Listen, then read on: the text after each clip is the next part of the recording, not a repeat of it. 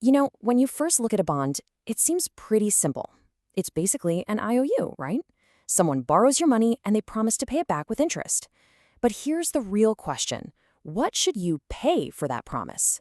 Figuring out the true price of a bond is where a simple IOU turns into a really fascinating puzzle.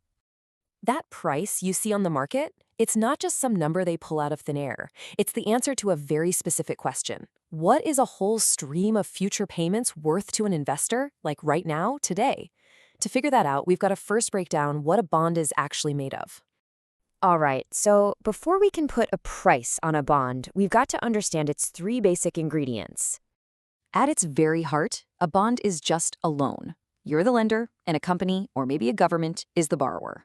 And in exchange for your cash today, they promise you two things: a series of regular interest payments, and then, at the very end, your original money back. Simple as that. So let's break down the lingo. The nominal value, that's just the face value of the loan, let's say £10,000. The coupon is the interest they pay you, like 8% of that 10 grand every single year. And the redemption payment is that final moment when they give you that original £10,000 back. When it's the same amount as the nominal value, we say it's redeemed at par. So now we get to the really core concept of bond pricing. It's all about this push and pull, this relationship between the price you pay today and the total return you get over the life of the bond. And that return, we call that the yield. I want you to think of it like a seesaw. The bond's future payments, all those coupons and that final redemption payment, are totally fixed. They're not going to change. So if you pay a higher price for the bond today, your overall return, your yield, has to go down. But if you pay a lower price, your yield goes up. See? They always move in opposite directions. So this leads us to the million-dollar question, right? If you know the return you want to get, how on earth do you calculate the price you should pay to get it? Well, the answer is a concept called present value. It sounds a little technical, but the idea is actually super simple. The price is just the value today of all the cash you're going to get in the future. We take every single one of those future coupon payments and that big final repayment, and we discount them. Because let's be honest, a pound you'll get in 5 years just isn't worth as much as a pound in your pocket right now. Let's use an example from our source to make this real. Imagine an investor is looking at that same £10,000 bond we talked about, the one that pays an 8% coupon, but this investor, they're not satisfied with just 8%. They want an effective annual yield of 10% on their money. Now, to get that 10% yield, the fair price isn't £10,000. No way. It's actually $9,315.85. And you might be asking, why the discount? Well, think about it. The bond's coupon is only paying 8%, but the investor wants a 10% return. To make up for that lower stream of interest, the investor has to pay less for the bond up front.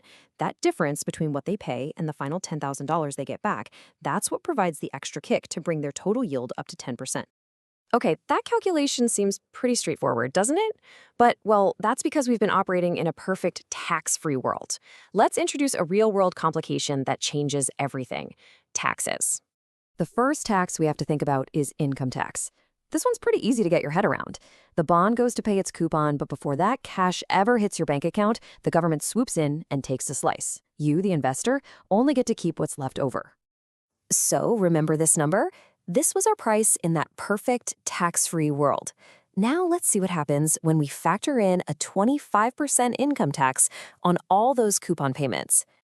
Whoa, look at that drop. The price falls by almost 800 quid. And it makes perfect sense, right? Since the investor is keeping less of each and every coupon payment, they have to pay a much lower price for the bond in the first place to still achieve that same 10% net yield. But hold on. Income tax isn't the only thing we have to worry about.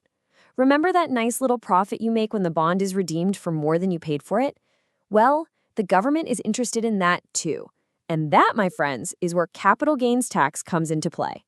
Okay, so here's where we were. Our price with just income tax baked in. Now let's add a 20% capital gains tax on top of that final profit. And the price drops again. The logic here is exactly the same. Your final payday is now smaller because a chunk of your profit is taxed away. So to compensate for that and still hit our target 10% yield, the price you're willing to pay at the very beginning has to be even lower. We've layered in yield and taxes, but there is one final major complication to consider. What happens when you don't actually know for sure when you're going to get your money back? You see, some bonds don't have a single fixed redemption date. Instead, they might be redeemable anytime within a certain window, say between 10 and 15 years from now. And the kicker is, the choice belongs to the borrower, not you. This introduces a huge element of uncertainty for you as the investor. So how do you possibly put a price on that kind of uncertainty? You have to plan for the worst-case scenario. If you're going to make a profit, a capital gain, the worst thing for your annual return is for the repayment to be as late as possible. But if you're facing a capital loss, the worst thing is an early repayment, which forces you to take that loss much sooner. As the source material puts it so perfectly, the investor just can't know the exact yield they'll end up getting. So what do? They calculate a price based on the worst possible timing for them.